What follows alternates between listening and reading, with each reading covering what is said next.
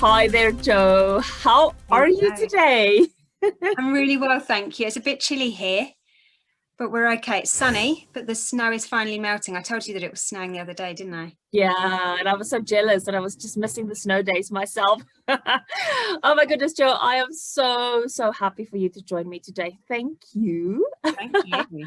You're doing amazing work and I'm so inspired and I am enthused by the stuff that you are doing, especially during the COVID crisis. And it is on topic for my crucial COVID conversations and talking about these things that we should have talked many years ago. So Joe Morton-Brown is joining us from the outskirts of London, and Joe is an emotional health practitioner, really promoting happy young lives. And she's going to talk to us a little bit more about her fabulous YouTube channel. She's going to talk to us about COVID-19 and the phenomenal work that she's doing with kids. So I guess maybe it's more appropriate to just hand it back over to you, Joe, and maybe ask you, who are you? Give us a short little bio, and then tell us what gets you out of bed every day. Okay, so the reason that I chose my job title as Emotional Health Practitioner is because over the years, as you go on different courses, you gain more qualifications. My role as an original school-based counsellor just grew. So I kind of then became a trainer to deliver education about mental health in children and young people to adults. So go to schools and travel around the country to deliver training or keynote speaking events. And then I kind of developed more confidence working with families and parents. When you are a mum, so my little boy is 7, it's really hard to do parenting yourself and to talk about it to others. It's tricky. So then that kind of became like the family worker. So my main age, it's all around the children and the young people. You call them youth, don't you? I like that. I do. So we call them CYP, children and young people. So the age from 4 to 11 is at a primary school here in England. So that's kind of that hat. And then I work as a school-based counsellor at a high school, so it's 11 to 16, and then 16 to 19 as a sixth form counsellor. So it's quite good because it breaks my week up to deliver different hats. And what gets me out of bed, I don't know, is just knowing that little by little, day by day, that you really can have an impact on not just one person, but hopefully more than one person. And it's not necessarily children, it's working at a school as well. So it's promoting wellbeing to the staff and just about the mental health of teachers, because they've not got it easy. They have, the most qualified teacher, the most experienced teacher, who's been teaching for however many years. Here in England, we've gone into our 3rd lockdown, but it's almost our 2nd big lockdown for us, where schools have closed. So this time round, all our teachers have gone on to deliver remote learning, online lessons, live lessons, and it's so structured, which is so much better for the children and the young people. But it just makes that most experienced, incredible, amazing teacher in the classroom, having to develop new skills of becoming a teacher online. And I'm not a teacher, but I imagine that is a very different role compared to being in person. So yeah, they've not got it easy, but they're doing a remarkable job. Wow. Okay. So I mean, that is, first of all, it provides a beautiful little snapshot in terms of background of the current challenges that you are dealing with, and actually not even just current challenges in general that we've had to face way before COVID. But what I'm doing with our crucial COVID conversations, and I'm so thankful that you are talking to me about the youth today, or the young people, because Joe, that has been missing thus far, I believe, not only in my crucial COVID conversations, but also in the attention and the detail and the amount of time we spend in discussing this issue, meaning mental health and well-beings from a youth perspective. And I think you are just really addressing that little gap that I've had and I've seen that we need to talk about, because you're right. It's not just that we're talking to the youth, and that's critically important, but we're also talking to the parents, the counselors, we're talking to the teachers and the schools, because it's all intricately linked to each other, isn't it? Big community. It's a big community, and I think that it's not just down to children and young people for them to better help themselves. It's not just down to the families. It's not just down to the school. Yep. A lot of younger children are coming to reception, so their first year of school. Some of them are still in nappies. Do you know what I mean? It's just changing. So it really is this community around the child to make sure that child lives the best life that they can do. And it's not easy at the best of times. Poverty, young people, some of the children are young carers, not just to their parents or carers that might be physically unwell or disabled, but mentally unwell. Oh, yeah. And we've got COVID on top of that, and it's just really hard. But I think what I've noticed these last couple of weeks, so we've got half term now.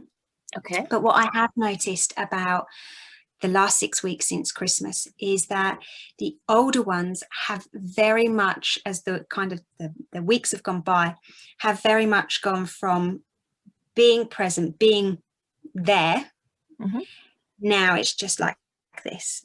And this week I've had several of my students refuse to turn on their cameras for an online kind of counselling session. Ooh, so that's that age group. Then the younger ones, and including my son, because I do not claim to know it all about parenting whatsoever, but very much the younger ones are just going raw. Anger, outbursts, emotions, OCD tendencies, just this, unable to cope with such big emotions. So yeah, we've got the older ones going in, and we've got the younger ones just like, so not easy. That is so interesting. I mean, how can it not be? I mean, for us as adults, even the best of us, we think we have our ducks in a row, and then this comes and we can't cope. So I can just imagine what it must be for a young person. That's actually very, very interesting. So do you think it's because, Joe, this is lingering on so long? Is it because it just keeps on evolving and it keeps on kind of getting more intense with the lockdowns and less interaction and all the stressors that comes with the parents are stressed? Do you think it's because it's going on so long and then there's no real, we know that there is light at the end of the tunnel, but it's hard for people to see it. I think so. And I think for the older ones, we're always living for the next moment, So for the young people at like a secondary school or sixth form or college or in their apprenticeship, we're living for the next moment. So we're living for the weekend of going to the cinema with our mates. We're living for that holiday in the summer. We're living for that school trip to a theme park. We're striving towards, school's tough, but guess what? I've got this to look forward to. And I imagine that's really hard. I know when I got my calendar at Christmas, because I get a calendar and I'm really excited because I love writing it in. And I wrote all my birthdays in and it was like, that's it. Like I have never had a calendar apart from like work has gone whoosh, but my life is just, it's just gone like nothing to look forward to. And that sounds really gloomy. And I don't like to be like that. Yeah. But there's, and we're expecting these young people to stay focused in school and to have aspirations when actually it's just really hard. And their friends are their world. They always have been. But not having that physical presence, not having that physical interaction and those communication skills, I do think that this lockdown, this partial school closures is going to have such a bigger impact compared to the first one, personally, from what I can see and from what I'm working with, bigger. I completely agree with you, and it's really interesting to see that we really are all in this together. And it's interesting because, some country may experience a different cycle, different flow, different peaks, different lockdown periods, curfews, whatever. But as a human race, as a species, we really are in this together. And what's happening there in the UK is happening in Africa, it's happening in South Pacific, it's happening in Europe extended, it's happening in Australia. So it's going on and it's going on, and the same issues are occurring everywhere. And I think the question here is, through what we are doing right now, what you're doing fabulously, do we reach enough people? Do we have the ability to help people? And does countries do enough? Do we do enough to help people deal with this? And do we raise the issues enough, I think And what do you see? That's such a tough question, because I think we've never ever been here before. I don't have any grandparents, but my husband's got his nana, and we were speaking to her the other day, and she said that she's never experienced this sense of loneliness, because during the war for us here in England, as children, she said that they could go out and play. They could go out and play, and they could go and have dinner at their other, family friends. And, yes, there was fear. Yes, there was when the sirens were going, but they could still live their life. They could still go to school majority of the days. So it's just a completely different life right now, and nobody's ever been here. And, life can be quite lonely at the best of times, let alone now. And I think I know as a mum, and I'm really, I'm fortunate because Charlie has to go to school a couple of days a week. But when I do experience homeschool, Belinda, it is so hard. And I feel myself getting sharp and snappy. And this is what parents are having to do every day.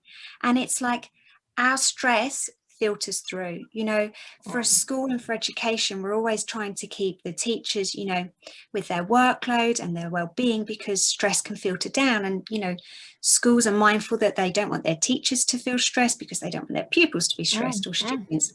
But equally, equally, this is what our children are experiencing at home. And I think that's where, parents and grandparents, because obviously we have to do childcare bubbles, because some families still need to work, and if they're not furloughed, then they're still at work. So it's just taking its toll on everybody, and there's specific ages that I do worry about, but kind of as a kind of a whole world approach, I think it is very much being in it together. And I suppose in a way, I started that YouTube channel. I never imagined ever that the videos would be, I don't know, watched in South Africa, watched in Uganda, like all over the place, where I've heard that they've been seen. And I suppose that for me, it's just trying to do that little bit extra. And the kids are all on YouTube, so if you can't beat them, join them. Exactly, we have to, right? We don't have a choice anymore, which is exactly why we're doing this. But it is, and I think this is what I love about what your YouTube channel is fabulous. And for those of you that's listening, and I'm hoping more kids will join this one as well, because we will open it up and make it appealing to our younger viewers as well, is check out the YouTube channel. It is called Flourish. It is fabulous. And what I love about your approach is you think the same as I do. Even if we reach one or two people, even if we reach one youth, and we just help them to find or see perspective, and if they take one thing away to help them cope during this time, or if a parent, this is applicable, or a teacher perhaps takes one thing away, this was, and it is always worth it, but this will be so much more worth it. I love it. So tell me, and also want to say for everybody, we will share websites, we will share the YouTube channel, so that once you watch it afterwards, people will know where to find these resources, Jo. But what did you learn? Actually, first of all, I want to ask you, do you feel and see, and do you have to be more resilient and adaptive, and do you have to diversify who you are in terms of transferable skills, more so during this crisis, to work with the different age groups? Because you literally, each dynamic and personality brings, an age group brings different challenges and different communication styles. did you have to go back and rethink that? I think what makes it so much easier is the place that I work is a different hat. So knowing that I'm packing my bag for the next day at a different school makes it so much easier. Walking into that school is, so at my primary school, I'm known as Jojo, you know, and we are with the kids, and it's been hard since, you know, since COVID, because I have one particular child who, so as a family support worker, I work with the family and I deliver 20 minutes of, it's not a counselling session because you've not got enough time, but kind time. And I have this. I love that, kind time. Beautiful. This one little boy, so he was 4 when I first started working with him last academic year. We would just sit and spend 20 minutes cuddling and reading us stories. Story. He would never want to share any of his worries. And it's not being able to have that. I've not been able to do that with him. So it's just completely changed the dynamics. So yeah, I do believe that's what makes it easier to change personalities. And then obviously when you're delivering training, you can't really be called Jojo when you're delivering training. So I mean, why not? Come on. And I think that's what I love about my job, is that, and I genuinely like, I think it was November time. Anyway, we were allowed, at that time, you were allowed 6 people in a home. It was like magic back then. And we had a dinner party. There was all 6 of us. And we went around the table and it was just like work. And my friend said, Jo, you're the only person that I know who loves your job. Oh. And I really do. And I think that, you know, if you can just find that where you love it, and that you get those emails of those golden moments of where you know that hopefully you are making that one last person just a little bit easier, then that has a massive impact. I mean, I feel like I want to have 10 sessions with you, because Jo, you just highlighted one of my other crucial COVID conversations topic, and it's exactly that. For me, doing a lot of work within the industrial psychology setting, which is more workplace and finding people and matching them to jobs and helping develop. One of the key things that I'm passionate about is what you've just said, and that is passion. And that's one of the other crucial COVID conversation topics. And I'm so glad I can tick it off, because this is applicable as well. You are a living, breathing, passionate, vibrant, enthusiastic example of just that. You have lived out and you are living your passion, and you've found a channel to be finding flow in the workplace with that. That is such a beautiful thing. I mean, I love that. Thank you for sharing that. No, you're welcome. I think it's important, and I think that's what makes work so, like, being fully booked and things like that, it just makes it so much easier. To be adaptable, because obviously when you come home you are mummy, and you have those different roles, and working full-time and doing the YouTube channel, I think that's what makes it easier. The YouTube channel's hard though, because it's just something that, you know, I don't know what I'm doing. I don't know how to edit, and the reason that you could learn. If I learn, then that means that I'm starting to take it serious, and at the moment I'd much rather just make my mistakes, come across a bit Essex and, you know, kind of a bit of a Cockney sometimes. You can tell what mood I'm in, because sometimes I'll try and go with the posh voice, and other times it'll just be like, you know, you can just hear that I'll just drop and I'll just go a bit common. Love it. But that makes you, that makes you real. It makes you, you find it authenticity. You know, Jo, working with youth, that is so important. And I wish more adults had that internal judgment and internal, I don't even know what the word is, but they can really see you. We know our young people can see if this is authentic, if this is true, if this is, and that is amazing, because that's what makes you so special. When people find you so appealing and they want to listen to you, because it's who you are, and you're just being you have your space and you are projecting that, and that is energizing. It's beautiful, and I love it. I love everything about what you stand for. It's fabulous. Okay, we have to get back to topic, because I know that you and I can talk for hours about all these beautiful things. 5 I minutes. know, So I know. yeah. So quickly tell me, what did you learn from last year, Joe? What did you learn, and what do you want us? And let's do a combo. What do you want us to keep in mind? Maybe with having that you've had on, and for the whole humanity and holistically, what do you want us to keep in mind for 2021? What do we need to find to help us cope? I would love, so it's like having a magic wand, isn't it? Mm-hmm. If I could literally, I'd love to reduce stigma. I would love it if men in particular, and I think about my husband because he's just such a good example. He's ex-army. Men don't cry, grow a pair, man up, Mm-hmm. and it's just like, I just hope that, even I'm a bit of a softie, you can imagine me, I'm a right softie. So it's just, I'd like to think that the younger generation, like Charlie, isn't going to grow up feeling that they have to be men and they can't cry. So I think that would be my one thing. I'd love for children and young people to realize that it's okay to have bad days, and that it's those bad days that they're going to happen. We have shit days, life's not easy, but just because you've had one crap day doesn't mean that we've got depression, or I think sometimes I hear the conversations at school, oh, I'm so depressed, oh, I'll just, and their language, they're not thoughtful of their language. Oh God, I hate my life, I just wish I could just die, or something like that.